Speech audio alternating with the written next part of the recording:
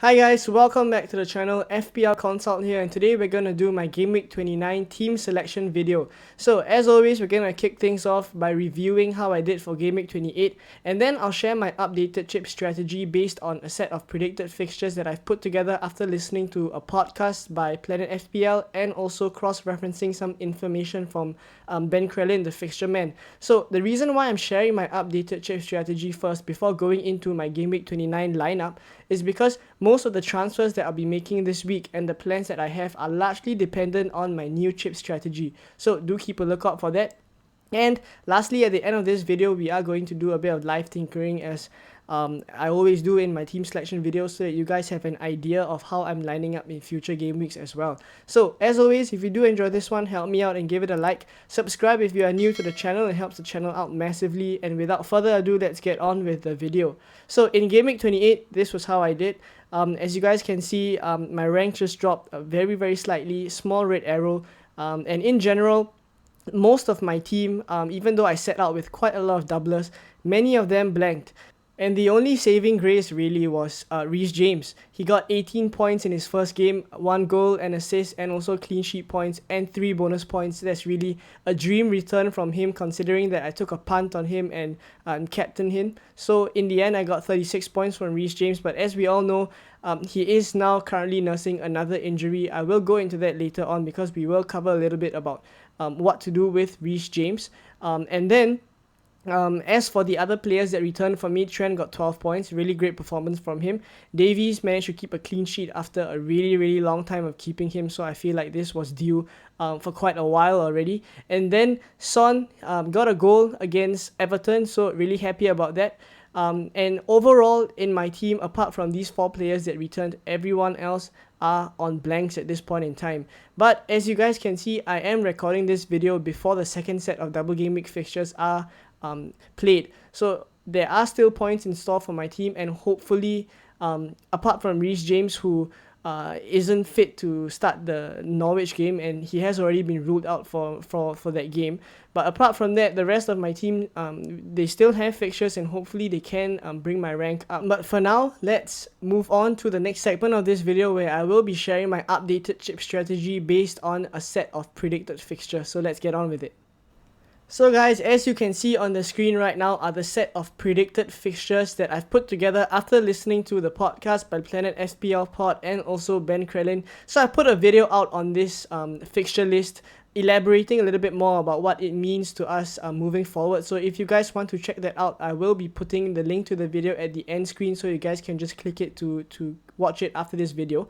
But for now, I'm going to use this to kind of explain my new chip strategy, which is instead of wildcarding in Game Week 31 or 32, I will be wildcarding either in Game Week 34 or 35 instead. So the free hit will still remain in Game Week 33 for me, and the bench boost, of course, will still remain in Game Week 36, where we see so many double Game Week teams there.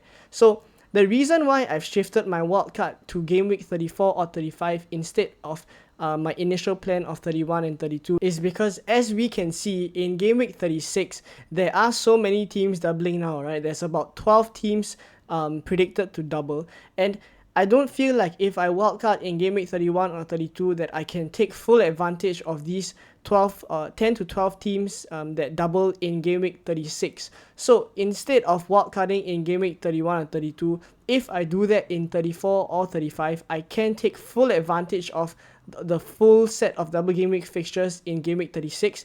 And then if we take a look at the top, Chelsea and Leicester have back-to-back doubles as well. I mean, these are predicted fixtures, but if they do have back-to-back doubles, if I wildcard in Game Week 34 and 35, I can load up on Chelsea and Leicester assets, which I don't think I would if I wildcarded in Game Week 31 instead. So that's why I've kind of decided that I want to wildcard in 34 or 35 instead. And what that means for me is that I will have to tide through Game Week 30, 31 and 32 based on my current team. And what that means also is that I have to make sure that the transfers that I'll be making allows me to do that. So as you can see later on in the transfers that where I introduce the transfers that I'll be making, it is largely focused on managing these 3 game weeks, so 30, 31, and 32. And then after that, in 33, I'll just free hit. Maybe I can wildcard in 34 and just straight away set myself up for the remainder of the season. So later on, I will bring this up again, but just keep this in the back of your minds. And also, I think this fixture list is quite helpful for you guys if you are looking forward to plan your chip strategy and also your future transfers. So feel free to take a screenshot of this, share it with people whom you think may benefit from this as well. But for now, let's move on to this next segment where I will be talking about what to do with Reece James. Alright guys, so as we all know by now, Reece James is currently injured, and as we can see from an article by Simon Johnson, who works for The Athletic as well, he wrote an article and he said that Reece James is now ruled out of Chelsea's next 4 matches. So what that means for us, if you can see the fixture list right beside me, I've labelled them 1, 2, 3, 4. So basically he misses the Norwich game, which is part of the Game Week 28 double game week fixture for Chelsea. And then he will miss the Newcastle game as well. In Game Week 30, Chelsea blank, so no difference there for him. On 16th of March, Chelsea have a UEFA Champions League fixture with Lille. He will miss that as well. And then he will miss the FA Cup game with Middlesbrough as well. Then after that, if we look at the date of the FA Cup game, it's the 19th of March.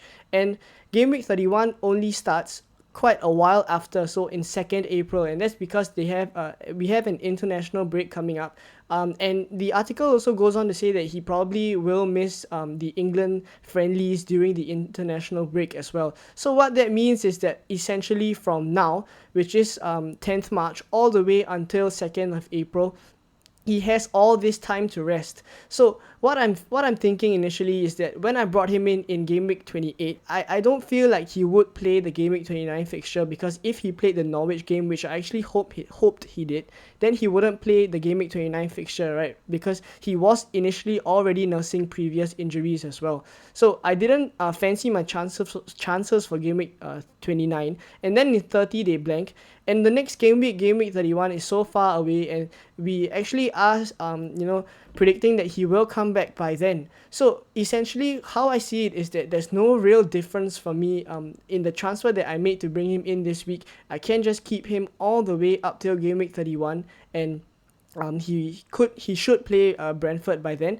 And I mean, all this is subject to how fast he recovers, but if he's fit to play the Game Week 31 fixture, then I see it as not really much of a difference for me. I have players, later on you guys will see, I have players to come in, and that kind of makes it a viable option for me to keep Reece James at this point in time. So I know many of us have different priorities at this point in time. Some of us may be bringing in double game week players, maybe Liverpool players, Arsenal players. So I do feel like a possible transfer to make this week is Reece James to Robertson, for those of you who are thinking of shipping him out for a double game week player. But something to consider as well is that if we do that, if we swap Reece James out for someone like let's say Robertson, then Robertson would blank in game week 30 as well. So that's something that we have to take note. But of course, all this also depends on our chip strategy, right? If we intend to already free hit in game week 30, then bringing in Robertson at this point in time doesn't really make a difference for us. And also, some of other people may have different priority transfers at this point in time, like maybe bringing in some Tottenham players whom were not in our teams previously. So basically, this segment is just me sharing about how I feel like it's possible for us to keep Reece James. Then again, if we do have no other priority transfers, then shipping him out is also a viable option as well. Alright guys, so this is how I am lining up for Game Week 29. I've locked in my transfer already just so that I can, beat the price rise, because this is probably one of the first few times in this season that I've locked in an early transfer, but that's because I'm quite set on this one. So initially, let's break this down, right? I definitely have to bring in a double game week player, because at this point in time, I'm only looking up till 29, 30, 31, and 32, right? And if I want to maximize game week 29, I'm going to have to bring in a double game week player.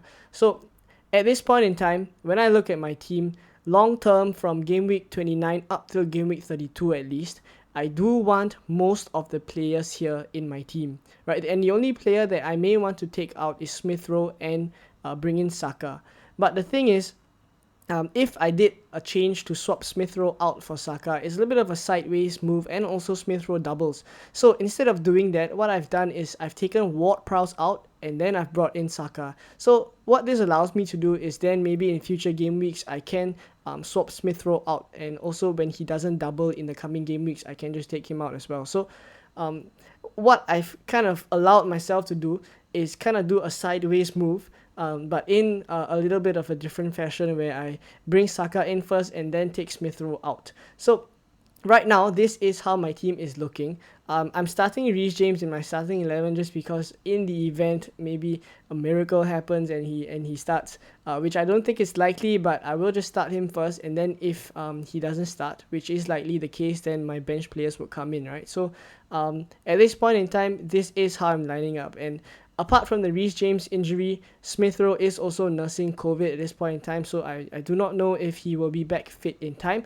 but let's keep a lookout for that. But for now, this is the team, and I am setting up with 7 double game week players, right? So apart from the Smith Rowe injury, which may make him a bit of a doubt, I have 7 double game week players. So I have the 2 Liverpool guys, Trent and Salah, and I'm obviously going to captain Salah. I think Trent is also a possible shot, but at this point in time, I am leaning towards Salah. And then I have Davies, Lloris, and Son, who also have doubles. And then for the rest of my team, apart from the Arsenal guys that I mentioned just now, I have the 2 Wolves players, so Kilman and Jimenez. Kilman is a little bit of a risk right now, and so is Jimenez, so I'm not really liking both of them, but they are playing Everton, so if they do start, I kind of fancy my chances, because Everton is a little bit in a little bit of a tough situation as well. And then I've gone for Antonio. Ideally I would have gone for Bowen, but he's injured as well. So how I see it is, if James isn't fit, which we probably will find out over the weekend that he's not going to start, then Bowen will just come in. If Smith Rowe doesn't start both games, which I think is unlikely, then Luka Dean will come in. So obviously, if Bowen is not fit still, then Luka Dean will come in straight for James in the first place. But I think on the balance of things, the reason why I've chosen to keep most of my players, Bowen, I've kept him because in game week 30 he does have a fixture, and we already know that the reports after his scan is that his injury isn't as bad as feared, so I'm keeping him for now. And then as for King, the reason why I haven't just done a move to swap King out for maybe another player like Ivan Toney or something like, is because I just am not attracted to any of the forward options right now. We just have so little forward options that I don't feel like any other player at King's value can give me the value that he is already giving. So which practically is nothing, but I feel like if I just want a budget player, if I just upgrade King to any other 7.5 striker, then I would, lock up most of my funds there, and none of the forwards I feel at this point in time justify 7.5 mil. So yeah, that's why I haven't gone for a King move. So for now, this is how it is looking, and on the balance of things, 7 double game week players, I think I'm fancying my chances here. So hopefully I can improve my rank in game week 29. Alright guys, so as you can see, this is my team on the FPL.team planning website, and you guys should really hop onto the website to help you guys plan clearly your future moves. But for now, this is my team, and when I move over to Game Week 30, this is something like how my team can look like. So I cover most of the players that I actually would want even if I'm free hitting in Game Week 30 in this draft. So I'm pretty happy with that. I was setting up to help my team get through game week 30 without a free hit, so I think this is pretty okay considering that I'm not using the chip, and also that I have a few injuries. Hopefully these players would come back in time. It looks like they could. So Bowen, he's currently nursing an injury, and the reports are saying he wouldn't be out for too long, so I will have to keep a lookout for that, and if he isn't fit, I may have to make one transfer, but if not, this is how I would line up. Smith Rowe also probably another doubt, since most of the other Arsenal attackers are firing in all cylinders right now. So this is the team I'm lining up with, and it's looking pretty okay. So I'm not going to rush into any decisions right now about what are changes I need to make. But at least for now, with the team that I'm going into Game Week 29 with, I know that in Game Week 30 I will have 10 playing players. So it is looking like this for now. Hopefully in Game Week 30, some news comes out that most of my injured players, or maybe Smith Rowe, also comes back into the team. If not, I may have to make some changes. We'll keep a lookout for that. But for now, this is how it's looking like. And yeah, this concludes the Game Week 29 team selection video. I hope it was useful for all of you guys. If you enjoyed the video, please help me out and give it a like. Subscribe if you are new to the channel, and I will see you guys in another video. Bye bye.